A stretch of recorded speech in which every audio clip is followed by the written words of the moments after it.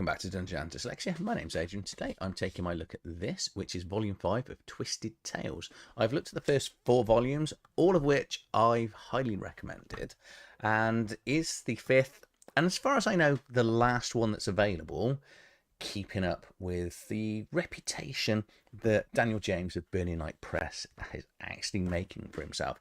I have been told whispers of a 6th one, but I haven't seen it yet. I don't know anything about it. So this is the last one that's available, which is a little bit sad because once I get to the end of, once I find a really good creator, I try and get as much of those products in as I can.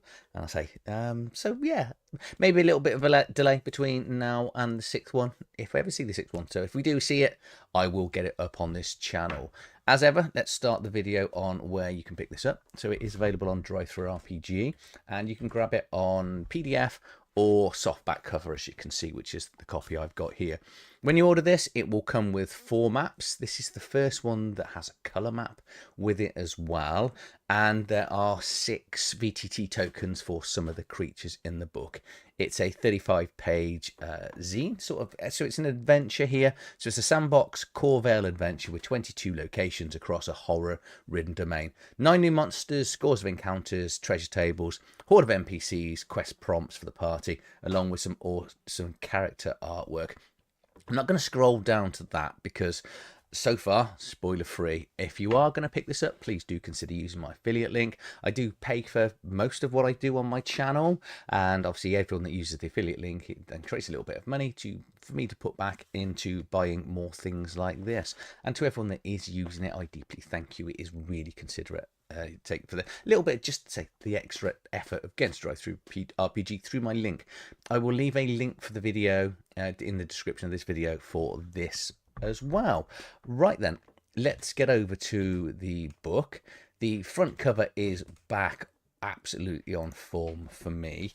The 4th one, I think that was the 4th one, I didn't overly like the cover. Obviously you can see here, there's going to be undead in this. Yep, there is. It's Twisted Tales. Most of them are quite horrific in the sort of the horror aspect of the adventures. And cover artwork is done by Kim Holm, who you're absolutely smashing the cover artwork and setting the scene on all of these. But let's get over to the inside cover. Say it's 35 pages, this one. I think it's round about the same sort of size as all of them. And we're going to start off with the introduction, and then we go into Corvale itself. It is hyperlinked, which I deeply appreciate as well. So it takes you the history of the area, the map of the region, some random encounters, people and customs, then the horrors itself, places of interest, treasure table, and stats. So if you are a games master, stick around, watch the rest of this. If you're a player and you want your games master to run this, you need to zip off now. If you are a player and you actually fancy running an adventure, these are good places to start. Okay, this one has got most of what you're going to need to run a really good adventure. There's a couple of niggles I've got with it, but we'll get to that as we go through it. So here we are, is welcome to the 5th edition. Have you gone now, players? Just checking.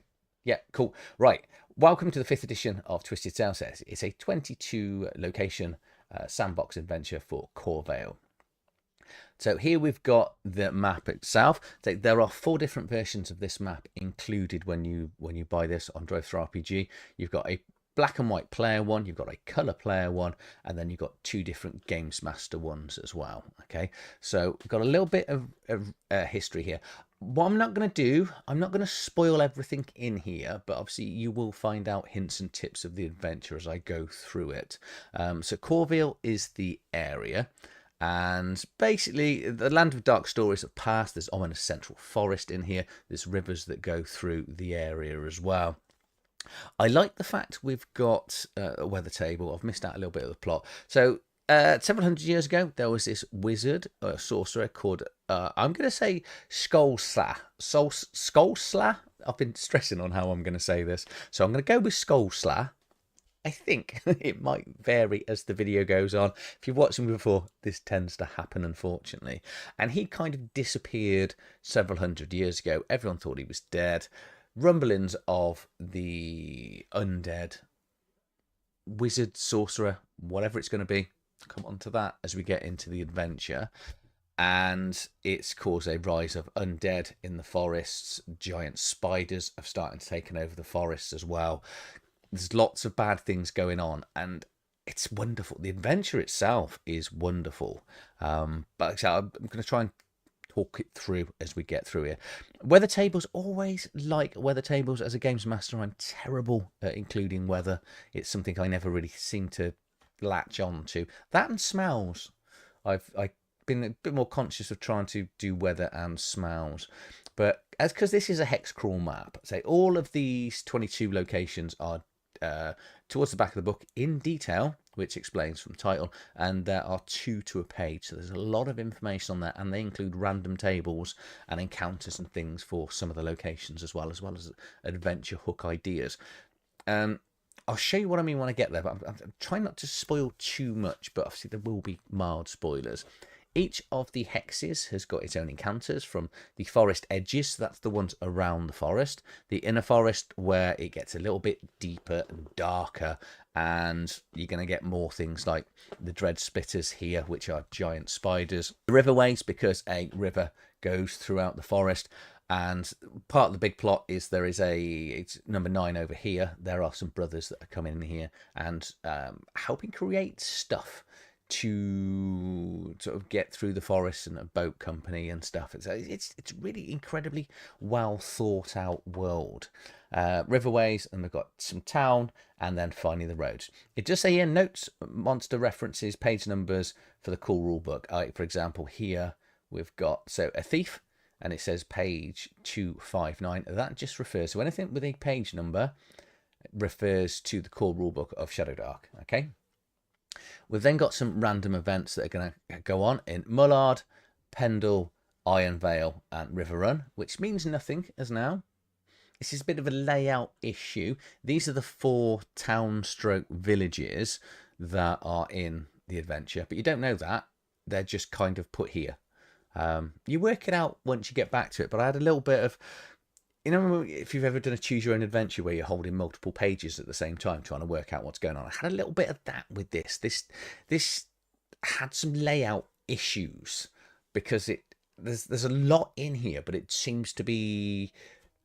I don't think the layout has been as successful as others, let's say. So we've then got going to Corvale, which talks about the settlement themselves, and it's under the domain of Lady Easter of the House of Varon, which is the lady here. And then the Wardens, which is technically the police, and it talks about the Wardens work around the forest and the areas. Some of them become bandits.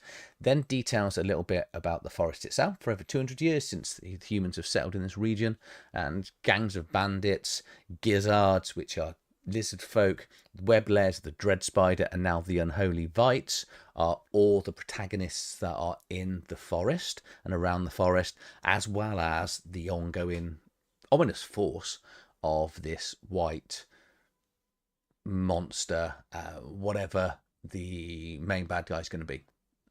And the reason I'm vague, you'll see when we get to the end, which is another one of my mild annoyances within here. So here we've got Lady Esther with just a bit of the details here. She lives in 2, which is Mullard, which made me think, Mullard. I went back one and went, Mullard. Right, okay. So these must be the 4 towns and villages, which helped me work it out. But it does put it in here, 2 and the area.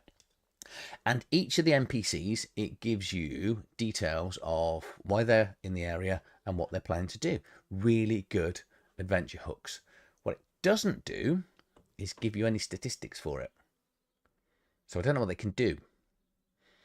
And that goes on to the next page. These are all the major NPCs. Well, there's not. There's 3 more that aren't in here. And then some others that float around a little bit. And they're not included with any stats either. Which, the ongoing thing with this book, or zine, it's an amazing, utterly amazing adventure. I think this is by far Daniel's best adventure. The sad thing is, as a games master, you're going to have to do a little bit of work yourself and guesstimate. Because it also doesn't say what level adventure this is for. So, but the way it's written, I'm going to guess you can pick it yourself. which I'll explain when I get to the end, okay? Which may be why there's no attribute, statistics, skills, anything, equipment, the lot for anyone in here. But each of them are really interesting. So, for example, Sarah Payne here, she is the head of, and she's Lady Esther's cousin, and she's the head of Pendle. We've then got Lady Corvax, which is the head of Riverrun. She's a little bit sinister. She wants to do things her own way and take over. Then got the leader of the bandits here, a floating alchemist that's wandering around. Blackton Jezebel, who is a witch that's around. Marcus Colwell. Callowell, he is the head of the Riverboat Wise People, so they have created this network of boats that go through the area. We've then got Lord Hoth here, who's a former mind owner, and he is the owner or runs Iron Vale here. And then we've got Parab the Merchant, who goes around from 4 other locations and just randomly rotates around the map for the players to find him. We've then got all the details here about Skolslar and the fall of the wizard and details on here, but again, there's no stats in here. Games Master, you're doing additional work. We're then talking about the Gizzard clans, and they are in 4 areas. One is in 13, one is in 5, and one is in 13. Took a little bit of working out, and that is actually in 20. Okay, so it's a bit of a misprint. I'm sure it'll be corrected at some stage. Sad thing is it's in my print-off copy, so I will let Daniel know that I have noticed that. And the reason I know it's in 20, I'm just going to scroll on quickly, is because when you get here, you've got the Gizzard clan. It clearly identifies in the places of interest. So the back of the book and the areas, I'll say it's so well done. It's easy to follow. There's just, for me, a little bit more work than I wanted to do. And it'll give you the leaders of all the Gizzard factions as well, and some local rumour. I should have said that about Skolslar as well. Some local rumours in here. Again, I'm not going to spoil them, but it really does build that sort of tension for the players. And as they're going around, just give them maybe 1 or 2 of the local rumours. We've then got these really interesting dread spiders. And there's 3 types of dread spiders. They're all included in the back. Statistics for those are in there. The gizzards are all in the back as well, and each of the 3 dens for the spiders have got this dread matriarch, which is going to be a tough battle for the players if they are going to try and sort of clear out the matriarch. We've then got the Vites, which are undead zombie white type creatures, and they came into existence recently because of Skolslar. I said his name would change as I went through the adventure, and so these have taken over a couple of the local villages. And again, we've got some more rumours in for here. And then we're into the 22 places of interest. And it's laid out really well within the map. From a geography point of view and the backgrounds of each of the area, there's so much work gone into this. It really does make sense. And I think it's going to be really easy to run, because you're just doing this hex crawl around the map. 22 of the areas are set locations. There's a really wonderfully good surprise for the characters to discover once they get into the middle of the forest. But realistically, you're going to start at the Red Wheel Tavern, where they'll get a little bit of information, what's going to happen, and then you'll get them onto Mullard here, which is the main governor's region with Lady Esther. And this is where you're going to get your main quests. So kill the main bad guy, clear out some of the bandit camps, go to Grim Hollow, or the Gizzard King, can clear out some of the Vites in the graveyards, or the Flagstaff Ruins, go to the Farrow Farms, or one of the 3 spider dens. And then all you're doing is, as they're going around the hex crawl, it will give you details of what's going on. Obviously, you use the random encounters earlier in the book, and then the players will get to 4. So, for example, here, let's say we'll go to the Vite graveyard. I'll just give you a rundown of what you can expect in here. So when the Vites first appeared up in Corville, an unlucky merchant caravan fell victim to the first horde of the foul beasts. 6 Vites became 12, and then a gang of bandits foolishly attempted to rob the bodies. 12 become 20. Because if you are killed by one of these, you become one of them. Great little mechanic. Say, it's kind of zombie-esque, obviously. So as time passes, the number slowly grew, with unwary travellers, wandered wights, only adding to the field of bodies. Recent estimates place the number of wights between 2 score, some wanders the road. So it gives you the sort of details, the amount of players going to be in there, a little bit of detail. So you're going to have to sort of do these bits yourself, get maybe a mini map or theatre of the mind. It's not all bad, these things are quite easy to find, especially if you're doing VTTs and stuff like that. And all the locations will have these. And like we were discussing with like Sarah Payne being the leader of the village of Pendle, it details, the amount of villagers, a little bit of motivation that goes in there. Some of the leaders of the villages have, well, one of them has assigned and done a deal with the main bad guy, Skolsa. I think I've pronounced it correctly this time. And again, I'm not going to tell you which one it is. Some of the matriarchs are different and will react differently to the players and can do different things when they get theirs. There'll be different numbers of wights. So it's a really good, interesting thing. And then obviously we've got his tower itself, which they will discover, as well as the Oasis Glade, which is a nice place for the players to go and discover a bit of respite. We've got a village in the middle of the forest as well that used to be called, it used to have a nice name, it used to be called Leaf Hollow, now it's Grim Hollow. So all these little details that Daniel does, his writing is wonderful. Bandit camp here with 2 twins, so Alonso and Electra. They're not detailed anywhere in the book. Would like a little bit more information on here. And then here is Warden Guinevere, which you can see from the artwork towards the start of the book. She's very much based on Joan of Arc, but she's been injured because she was trying to take down the twins. See, a nice protagonist for the players to find and discover. And then, it'll end up here with the final village, which is Iron Vale. And then we've got some random tables for treasure. It says if you roll them again, re-roll it. And then we've got some arcane relics here. And then we get into the stats. So we've got 9 monsters here. These Gritclaw, which are giant crickets. The Vite stats, we say they've got this life drain here, D4 con damage when they hit. And if you're ever reduced to 0 con, you instantly turn into a Vite. The Gupper fish, don't go by the river. And then 3 different types of gizzard, from the basic gizzard to the hexer to the brute. And then finally the basic dread spiders, the dread spider splitter, and then the matriarch, which I say is going to be a little bit tough. And then that is the end of the book. Just going to take you back to Skolslar's Tower, and this is where I'm going to start with my major grumbles with this. So as you can see through the whole adventure, we've got no stats for the main bad guy at all, no stats for predominantly, well, any of the major NPCs in this book. And the reason for that is, so Skolslar can be either a druid, mage, or lich, and he's got a few things that'll happen when he's dead.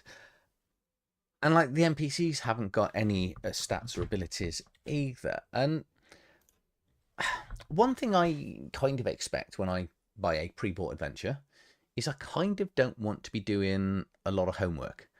It's not really what I want to be doing, is digging into books and finding out new stats and new abilities. Now, I have a sneaky feeling, and I haven't spoken to Daniel, I don't ever speak to creators before I do reviews, because I'm reviewing it based on what I know and what I bought, as opposed to what the creator then will tell me what he thinks. I think there's no level for the adventure, and there's no stats for the NPCs, and you can pick who you want the main bad guy to be, because it will vary the starting level of the adventurers that are coming in here. I think that's it. Now, bearing in mind, this adventure is £3 or £4. I still think this is probably the best one that Daniel's done. Going through, they have got better and better with, well, obviously with experience writing. This one does suffer a little bit of layout issues, because you have to do, well, I had to do a little bit of what I felt was additional legwork, just working out exactly what was going on, the names of the villages, etc. And one of the villages is called a village, town, then village, in 3 sentences. Concurrent sentences. Like I said, a little bit of T's and issues, but from an adventure point of view, I think this absolutely is utterly amazing. And for value for money, I don't mind the additional work. I like the fact you do get 3 different examples for what the sorceress should be, And you are just then going into the core rulebook for Shadowdark, and then you're just relaying the stats. And, you know, Shadowdark statistics for NPCs, it doesn't take long. And even if you're putting a load into a VTT, it doesn't take long. You know, I've been doing it sort of almost live with players on a Tuesday night, sorry, on a Monday evening. This is amazing, and I again deeply recommend this.